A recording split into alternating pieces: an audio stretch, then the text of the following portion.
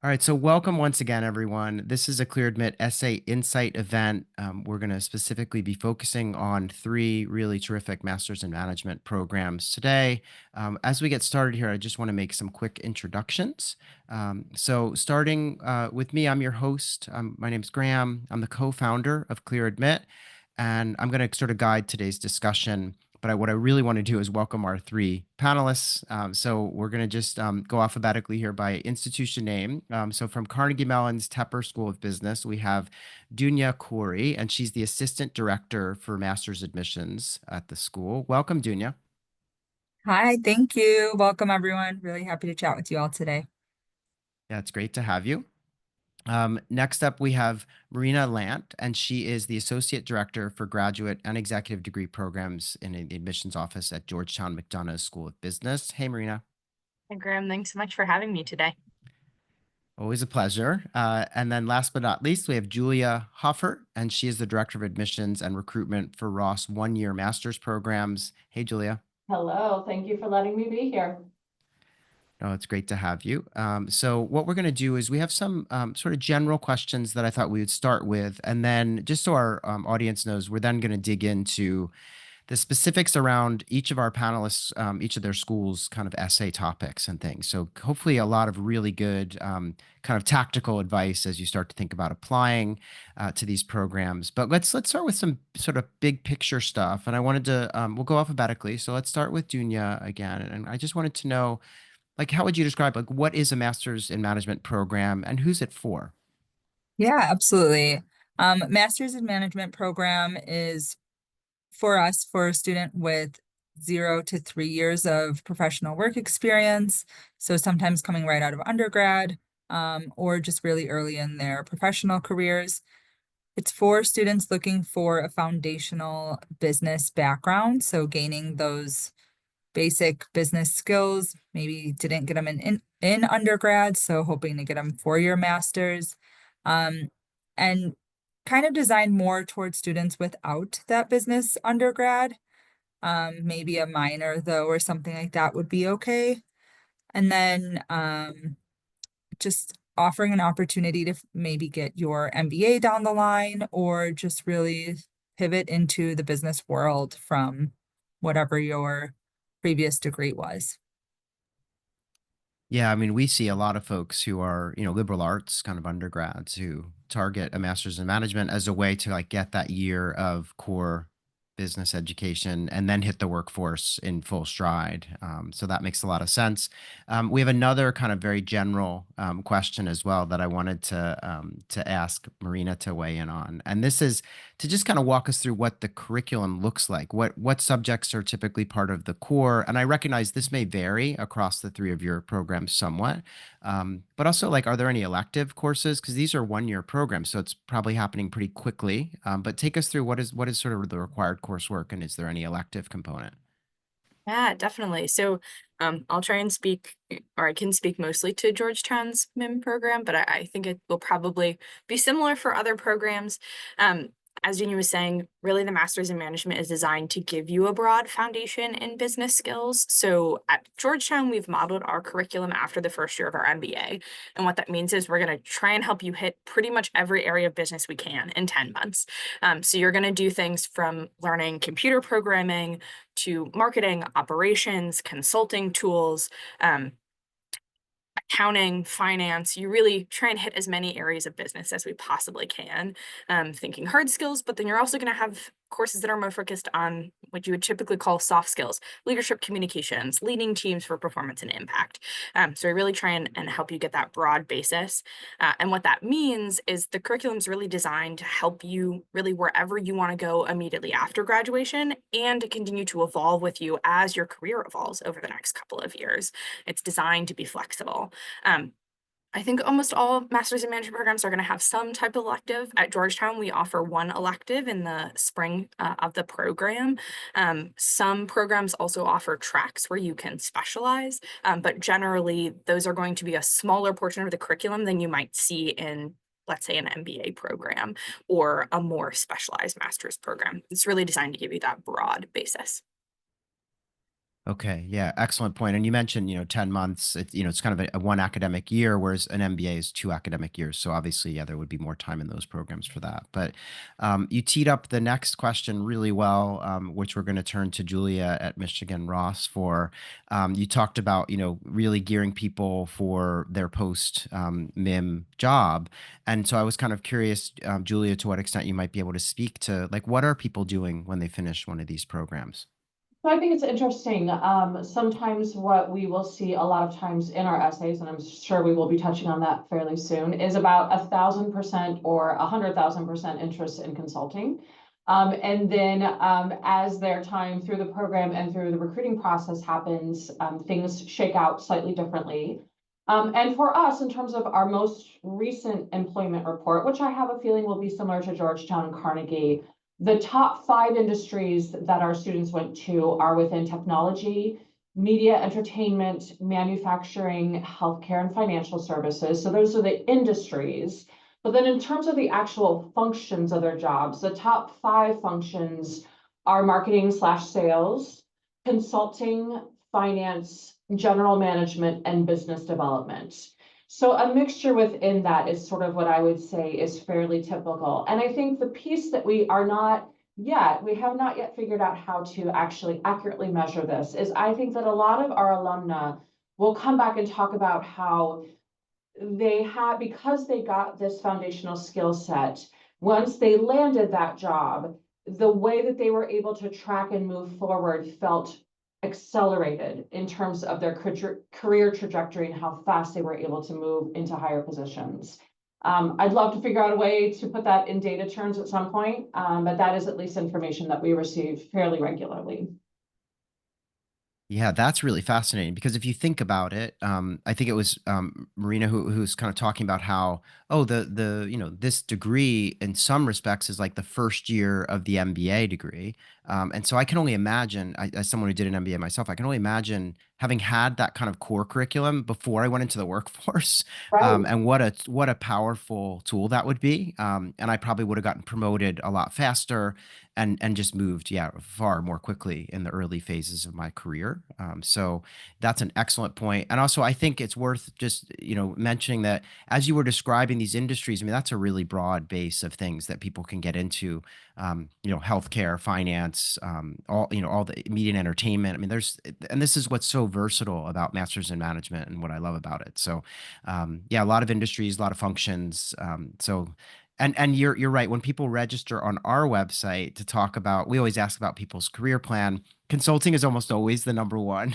Number one. But then people get to business school and they realize they're really fascinated by a specific sector, and they end up with an opportunity in that domain and take it. So, all right. So the next thing that I wanted to do in this discussion is dig a little deeper into each of your programs. And what I thought we could do here is, well, again, we'll just go alphabetically, but I wanted you to each introduce us to an aspect of your master's program, something that you just want to highlight about the MIM.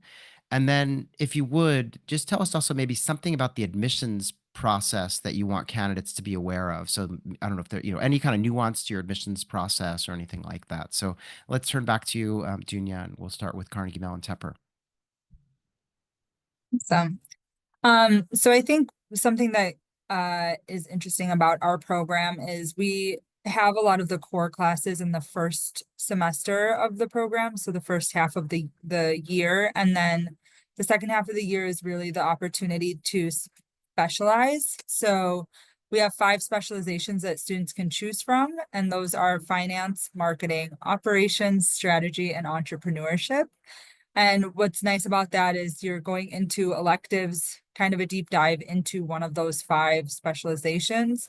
But there are also 2 more electives that you'll have the opportunity to kind of either maybe you pick strategy, but you're also interested in entrepreneurship. So you can take a couple classes in multiple of the specializations, or something that I would highlight probably is our cross-disciplinary learning. So the opportunity to also take classes across the university. So it's pretty fast-paced. It's 1 year, but there's a lot that you can take advantage of in that 1 year, and have the opportunity to also kind of customize the second half of the program towards what your interests are moving forward. And then I think the last thing I'll say is we also offer the opportunity to come back for an accelerated MBA. So with the first half of the program being a lot of the same core classes as our MBA program as well, students after leaving the MSM, having completed it successfully, working for 2 years, they'd be able to come back and apply for that accelerated MBA and maybe have the opportunity to do that if that's what they're interested in a little longer term after completing the MSM. Got it. Yeah, interesting. And I feel like that's I don't know if our other panelists will comment on that, but I do think that that is something we're hearing more about, this ability to return to the institution and sort of have, you know, an accelerated path through an MBA too. All right, so let's turn now to Marina and do the same thing. Just tell us something you want us to know about the program and then any nuance in the admissions process too. Well, thank you. So Georgetown University's Master's in Management program, haven't talked a little bit about it, that it's a STEM designated program. And I think that is mostly because of our focus on technology and innovation in the curriculum. So as I mentioned, our curriculum is based on that first year of the MBA here at Georgetown, but we put that little twist with a tech and innovation focus, and a pretty large emphasis on hands-on experiential learning in the curriculum as well.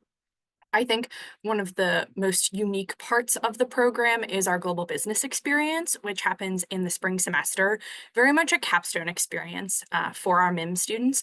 It's a real global consulting project that students complete. You're put in small teams and paired with a client in an international location, and you'll travel for 1 week in March to that international location to meet with your client, do on-the-ground research, and continue to work with them once you return to DC and present final findings and recommendations as really that capstone presentation.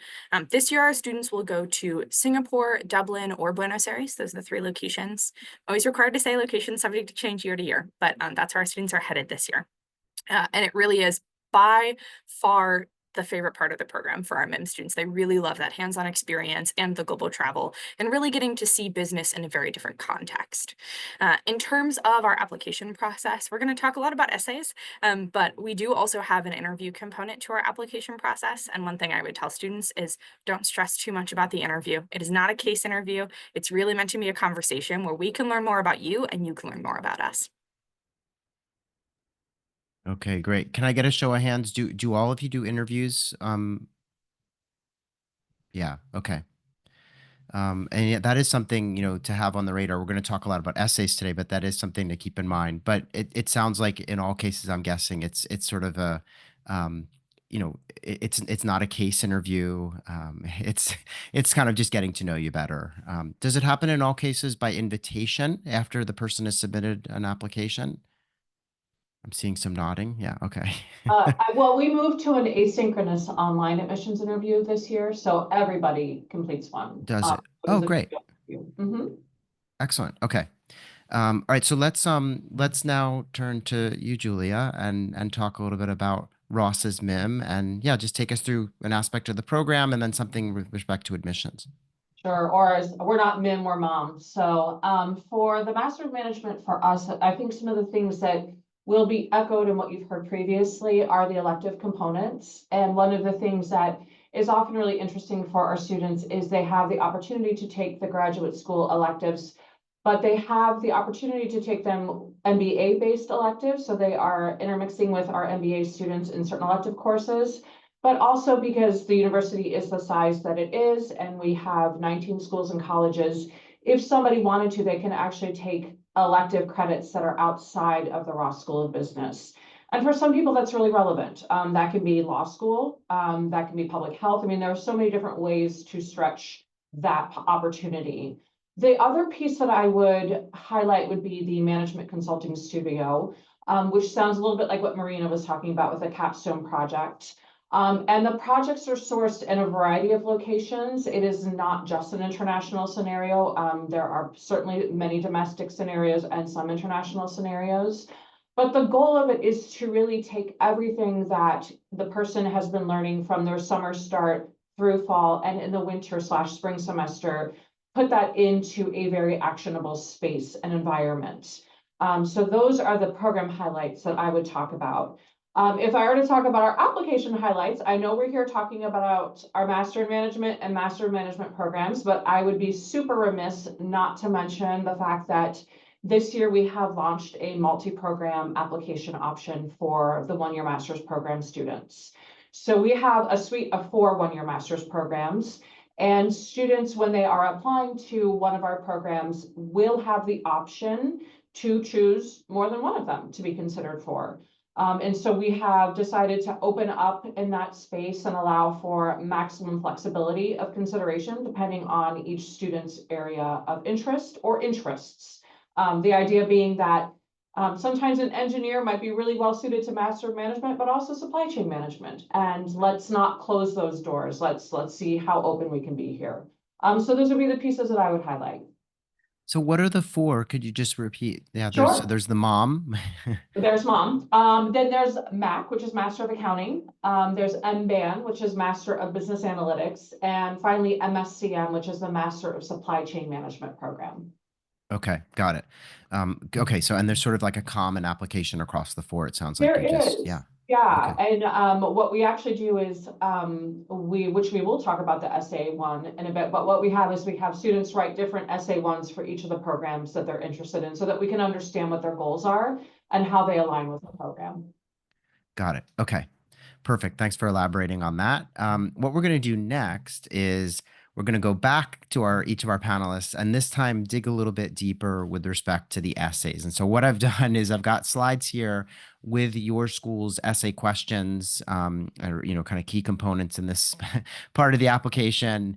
And what I would love for you to do is just kind of take us through one of your essays. So in the case of Tepper, there is just the one, I believe, right? So take us through the essay. Let us know 2 things. One is like, why does your team ask this question? And the second thing I'd love to know is like, what are you hoping to learn from it? So take us through those 2, and then I may have a follow-up question or 2 as we kind of proceed along. But let's start there. So Dunya, Dunya, let's go through it. Yeah, absolutely. So we have one written essay and then we have one video essay. So 2 in total, but for the written essay, we can chat about that one a little bit first. It's really just the opportunity to kind of share where you've helped someone else reach their full potential. And this can be in a lot of different ways, but ultimately what we're looking for is creating a cohort that is full of students who are able to work together, have experience working together with people from different backgrounds, educational backgrounds, industry backgrounds. Just we have a very diverse student population, and so we really hope for our students that are incoming to be a part of that. And in this essay, we're just looking for ways that they've maybe already experienced situations like that where they've helped other people and how they've kind of worked together to accomplish goals. So follow-up question on this. It talks about implementing this philosophy in your professional life. And I know that a lot of people applying to a master's in management or a master's of management would be potentially coming from just maybe a handful of internships if they're still college students, right? So there's maybe a senior in college. So I guess the question is, could someone dip into something that's not professional if they had to, like an activity or a leadership experience, community service, that kind of thing? Yeah, absolutely. When we say professional life and that kind of means a lot of things.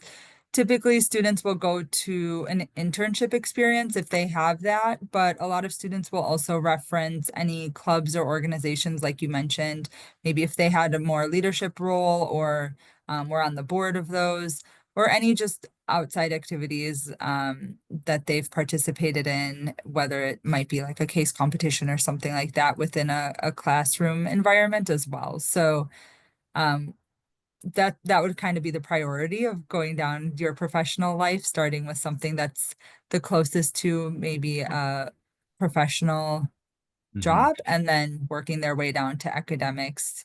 But all of those just we're looking for the same thing ultimately. Okay. And then I did want to ask you, so you have another, it's kind of like a video essay, right? Where you ask people to describe their post MIM or MSM career goals, right?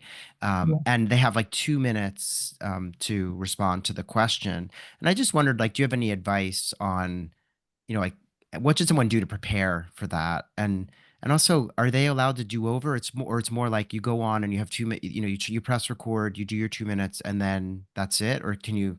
It's not like when you're at the driver's license place where they let you retake the photo as many times as you want to get it perfect. Right. So like, what would you advise someone do to just get ready for this? Because it's kind of daunting. 2 minutes seems like a short amount of time, but Yeah, absolutely. And we share the question. A lot of times I get the question like, is there going to be another question after this one? Because they've prepared for this one and no others. And there are really no surprises. So this is the question that is asked. This is what you'll have the 2 minutes to address. There's one test run, and then if you're good with that one, you can submit it. Otherwise, there is a do-over option. And if that one also doesn't work out for you, just email us. We're happy to, help you get through it. We do not want this to be the reason you feel like the application isn't what you want it to be.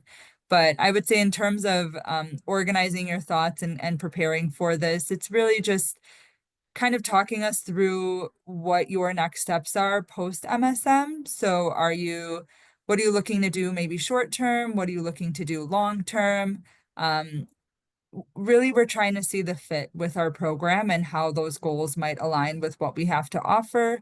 And then the last thing I'll say about this is it's okay to not have all the answers right now. So sometimes students coming in are thinking, I want to be X role at Y company, and they have to know that right now, and that's what they kind of have to stick to.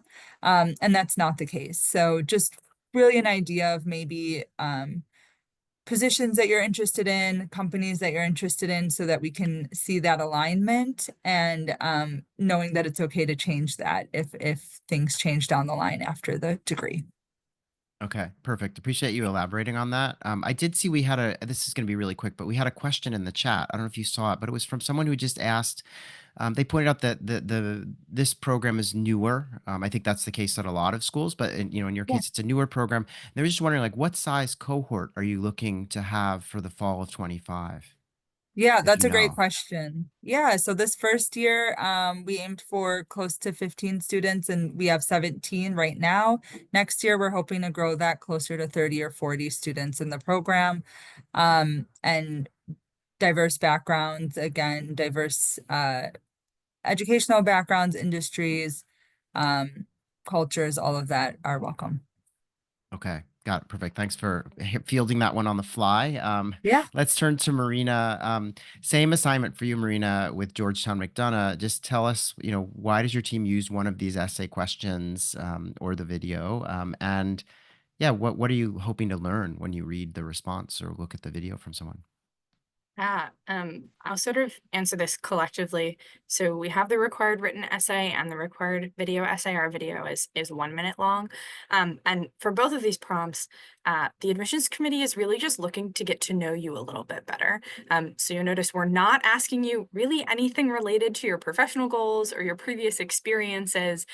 We want to learn about you and about what makes you unique. One of the things that the admissions committee is really looking for throughout sort of the narrative you're building in your whole application is the unique perspective that you're going to bring to the classroom and the cohort, and that you'll be able to learn from your peers and show to your peers, and they'll learn from you in the program. So a lot of this is about sort of really giving you the opportunity to tell us something that we might have not thought to ask you necessarily. So for all of these prompts, I generally encourage students to go for depth over breadth, especially on the video essay. Try not to give us a laundry list of your accomplishments or hobbies or things like that. Pick one or two things that you want to share. And for the written essay, I also really encourage students, if your English literature education was anything like mine and you learned about the 5-paragraph essay, please try not to give us a 5-paragraph literature essay about a particular character or a particular quote. We want to learn about you. I don't want to read about why Han Solo is your favorite character in the Star Wars movies. I want to read about why Han Solo is important to you as a person. So that would be my biggest piece of advice generally in these essays.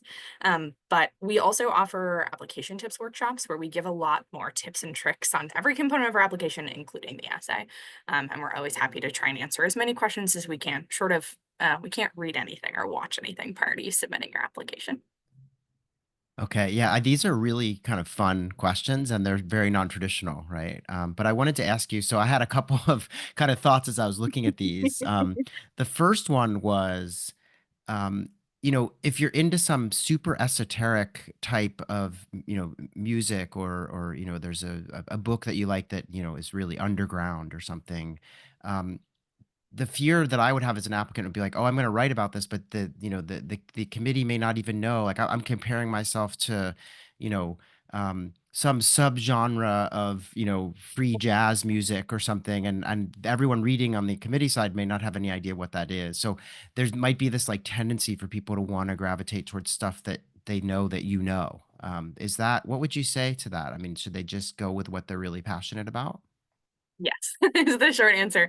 You can feel the passion when someone's writing about something they're passionate about. And even if I have not personally had any experience with that piece of media, again, it goes back to I'm not I might be interested in learning about what you're writing about, but I'll research that on my own time. I want to learn about you when you're writing this essay. Mhm. So using that as a medium to show the admissions committee something about who you are and what you'll be bringing to our community.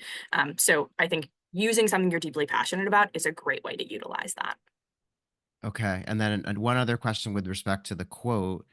Can applicants use a personal quote? Like, let's say you have a grandparent who just is a font of like amazing, kind of sayings versus like, oh, I'm going to go to Shakespeare or some, really known kind of quote machine. Is that okay too? Like, it doesn't have to be something published. Definitely doesn't have to be something published. Again, if it's something that's deeply personal to you, I think sometimes those make the best essays because we can really learn about you through that experience. Okay. One last thing. How long is the video essay that they have this tell us something unique about yourself? Yeah, we ask for 1 minute. We give you about a 10-second buffer on either side. So 50 to 70 seconds is what I generally recommend. And this is just a link you send us that you've uploaded to like YouTube or Vimeo or Google Drive. So you have unlimited takes. We are not looking at Okay. production value. We actually explicitly ask you not to use subtitles, not to use background music. You can use cuts if you want, but you have unlimited takes. So if you don't like something, take it again. No worries. Okay. All right. You guys must have a lot of fun reading all these. It just seems like it's interesting. All right. Let's turn now to Julia at Ross. Same assignment for you. Take us through one of your essays and let us know why you all ask it and what you're looking for. Sure. So I would say I want to take a moment and look mostly at essay two, because it's interesting. We used to ask this in a different way. What we would ask is, if you are admitted to the program, how would you engage in our community? And what we ended up getting was frankly just a regurgitation of what was on our website. I would do this and this, and it just became a laundry list. And what we decided to do was to focus on the idea that past behavior is indicative of future behavior. And so we would like to know how people have meaningfully engaged and made an impact in their communities, with the idea that ultimately that will predict or could predict what type of individual and community member they would be within the Ross School and the University of Michigan on the whole. So those are that sort of piece of that essay too is why it's a little bit backward looking, but the idea that it will be likely predictive of behavior in the future. The first essay I would say is a fairly standard essay. One thing I should mention is that we do have another written component, which is a self-evaluation. And that asks you to be self-reflective on your strengths, your areas that you can grow, AKA weakness, but really growth areas. And also how you work within a team and give us a specific team environment scenario. And so I highlight that because I think the ability to be self-reflective and understand where you are really thriving and also where you could really grow is a powerful thing to be able to showcase. It shows a level of self-reflection. It also shows a level of humility. There have been times when in the section where we've asked for areas of growth or potential development or weakness, People have written an NA. And that does not predict well for the type of individual that might be working in a group setting, or why would you come to graduate school if you have no areas for development? So I think in general, the essays are really to understand, and I think all of us would say this, Junie and Marina as well. We want to know more about you. We want to understand more about you. I don't want to see a GPT regurgitation. I don't mind GPT, but I need you to use it as a form of refinement, not as a form of entire creation. Otherwise, it all looks the same. And it also is the case in video admissions interviews as well, friends. So yeah, I think in general, the idea is to understand the type of person you are and have been, and what you might be within the setting here as well. Yeah, so I have a couple of follow-ups. So one of them, I'm just noticing that, you guys have these, word minimums, but then you also kind of stipulate that if someone goes beyond a certain number, you're not gonna you're not gonna look at those words above that. And is it, I guess, does that mean there's some leeway, or you kind of, or is it, are you saying that because you're like, hey, just stick to the, like stick to the, yeah, what's the best advice there? Because I guess I it's, think the yeah, best advice there is to try to stay within the maximum. And to be within the 150 to 300 is really what we would like to see. And the reason yeah, why is because I don't need puffery. And in the world of business, efficiency of communication and how you are able to get your ideas across in the most direct, efficient way possible is actually a skill and a strength that is important to understand and start from the outset.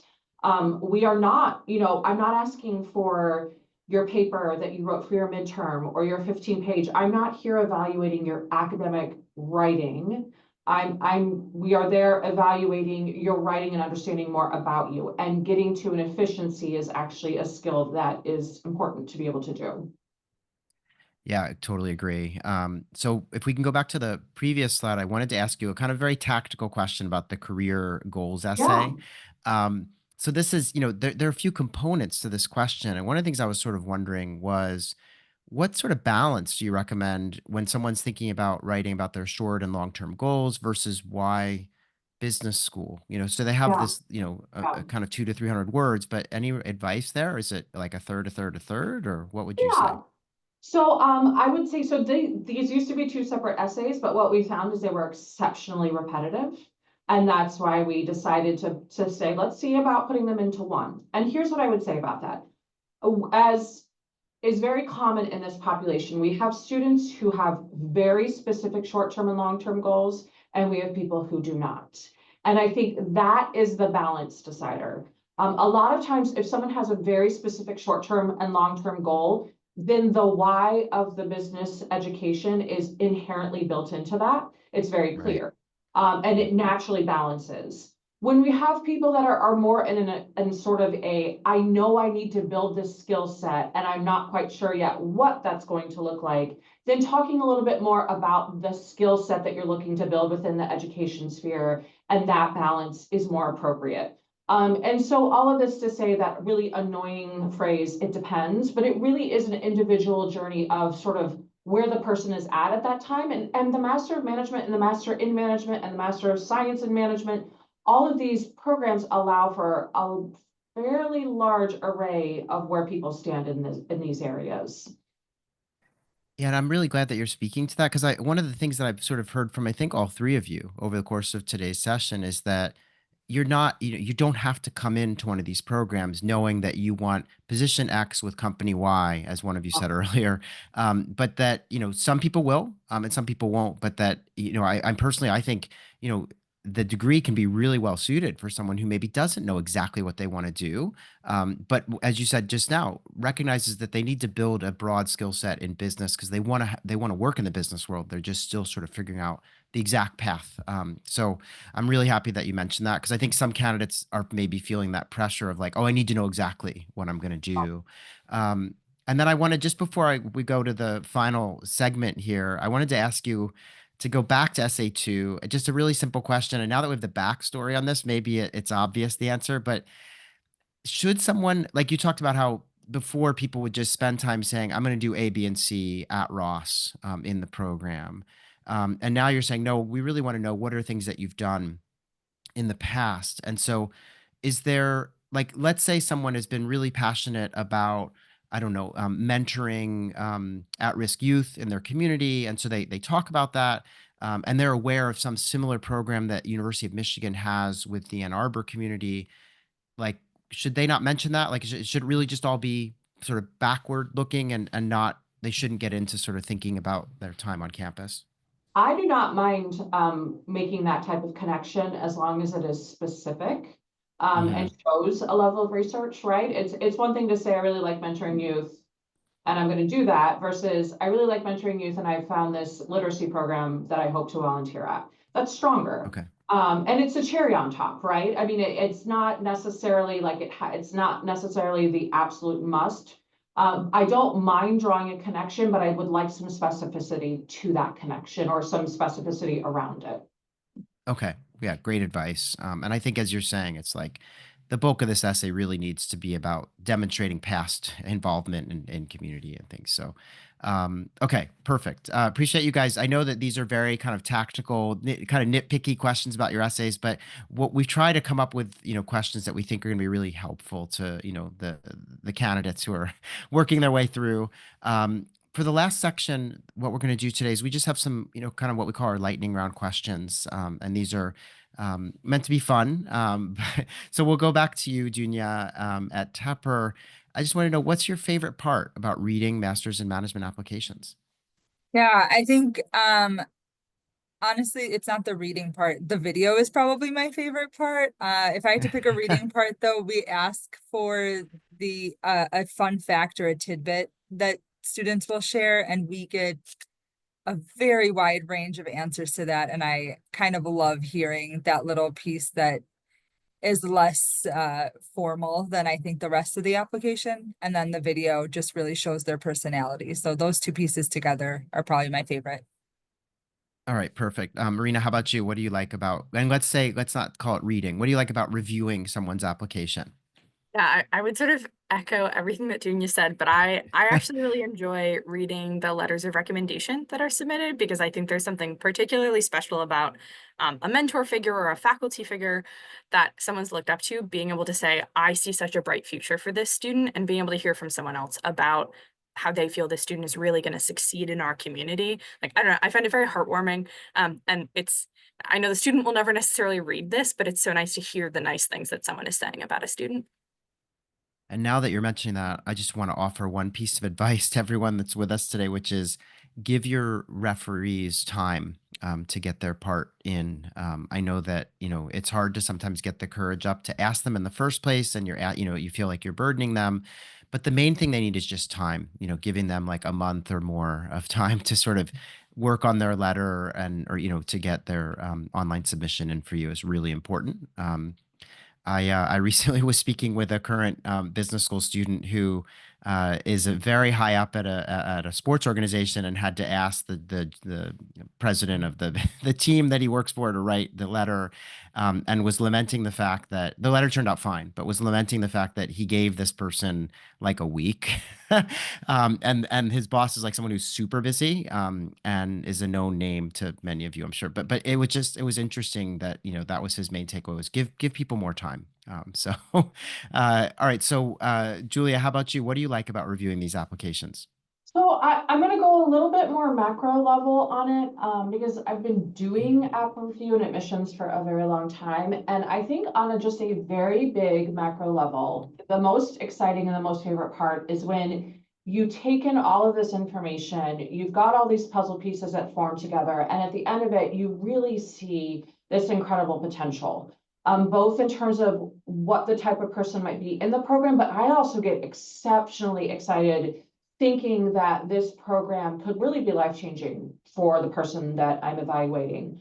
And I think that that's honestly what's driven me in higher ed, is just the sense that these programs in their design are meant to fundamentally positively grow and change someone's life. And so when you have someone in front of you that you just see this potential, it's exceptionally exciting. It's what keeps me coming back every time.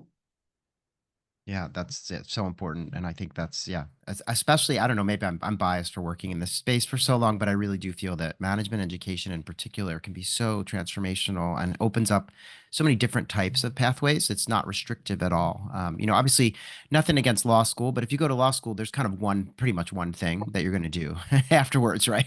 Um, Here it's like the world is still your oyster when you get one of these degrees. So all right, we have one more kind of lightning round question. So we'll turn back to you, Dunya, and this is just for fun, but tell us about your favorite kind of secret spot on campus that you like to go to.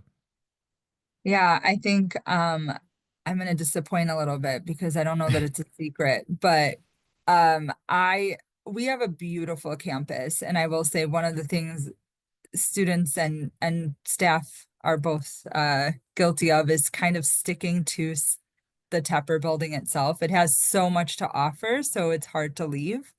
But my favorite thing on campus is just walking around campus. That we have an amazing library, and so when it's a little bit nicer out, because it's currently very cold, but when it's nicer out, just being able to kind of take um a nice walk around campus and see what new food places are popping up, and um just kind of being in the energy of all the students outside, and that is really nice for me. So it's not a secret at all. I just hope more people go walk around outside and get to see the campus itself, not just Tepper.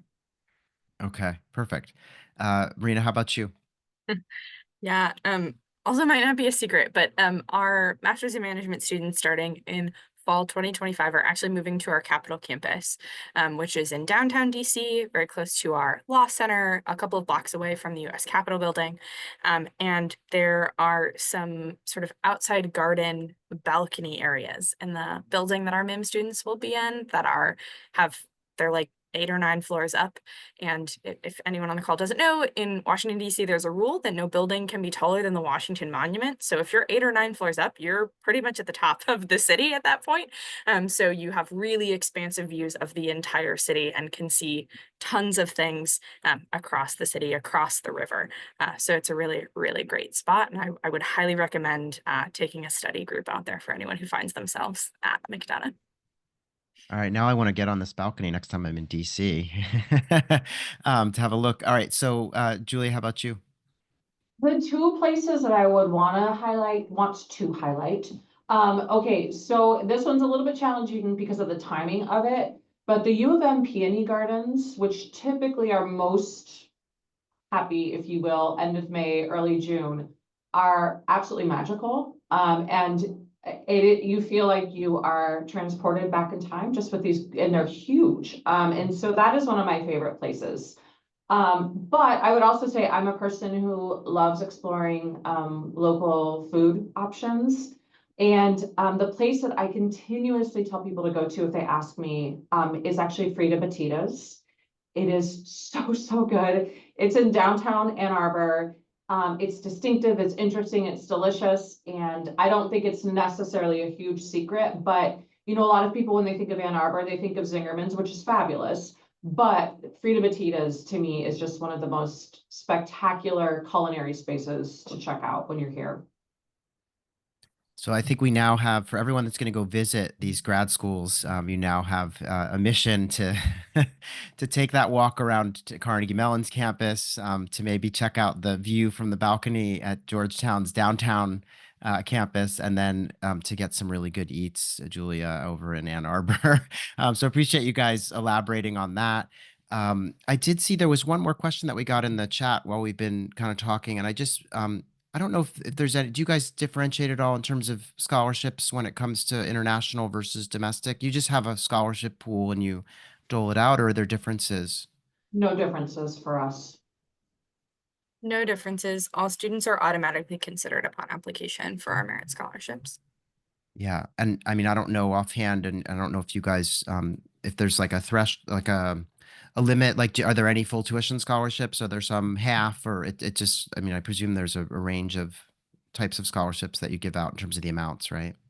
It's a range, but I would not go in thinking that a full tuition is commonplace. Right. Right. And one thing I would like to remind people of, and this is something that I just see over and over again, is that these types of programs, these business masters of all flavors, are a big investment in your future, and they all come with really great earning potential on the back end. And so the idea that you would not want to borrow some money to go through one of these programs doesn't make a lot of sense to me. Like it really, you should be willing to borrow some money because you're going to end up with a really great career on the back end, and paying off the loans will be not really that consequential.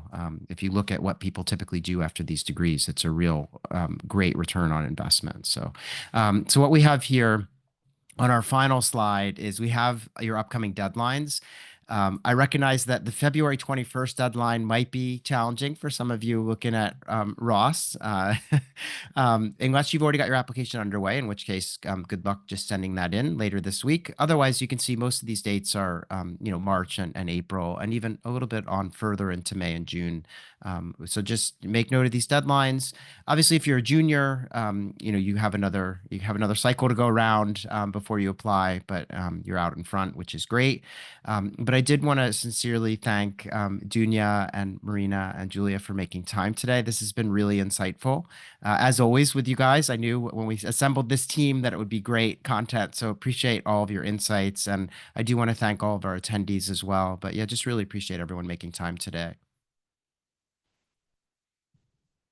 Thank you so much for having us, Graham. This has been fun. Thank you. Thank you all. Yeah, thanks so much, everyone. We'll talk to you soon. And for our attendees, we do have one more event next week. We're going to sit down with 5 schools, additional Masters in Management focus. So join us same time next week if you're interested in that. And yeah, thanks again, everyone, for making time. And you will be emailed with a recording of this. So if you were frantically scribbling notes, you need not. You can always watch the video after the fact. But thanks again, everyone, and hopefully we'll see you next week.